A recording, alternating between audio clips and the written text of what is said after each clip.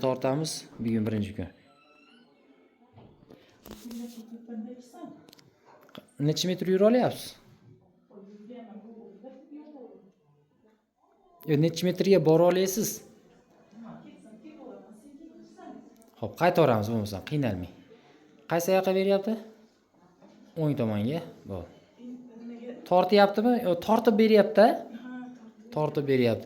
Qarang, qadamingizni 10 sm dan oshiqcha tashlay olmayapsiz-a? Bo'ldi, bugun birinchi kuni. 5-kun ham bitta olib ko'ramiz, rezultat bilamiz. Do'y posle nima qilamiz, ko'ramiz keyin. Yo'q, 9 midi grijez? Kattasi yomon bo'lib yoting. Kelganingizni oluvdik-ku, yurganingizni, poxodkingizni ham olamizda. Buni koridorga borib kelasiz. Anaqa qo'yib qo'yamiz, ha? Necha metr yura olyapsiz? Ancha yuryapsiz? Yaxshi. Og'ir qoldiruvchilar bilan keluvdingiz kelganingizda. Kelib olganda. Xo'p. Endi ashaga borib, uzoq yurdi, qaytishingizni ham bitta olaveraylik-da. Ashadan qaytib kelavering, bo'ldi. Kelavering. Yaxshi. 90-80% o'zgarish bo'lyapti.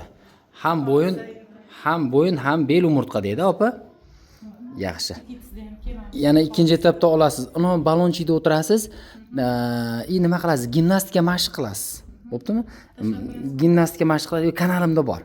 YouTube kanaliga kirsa, shorts degan qismida bor mashqlar. Xo'p, bir oy qattiq taxtada yotasiz, opa. Bir oydan keyin bitta kelasiz.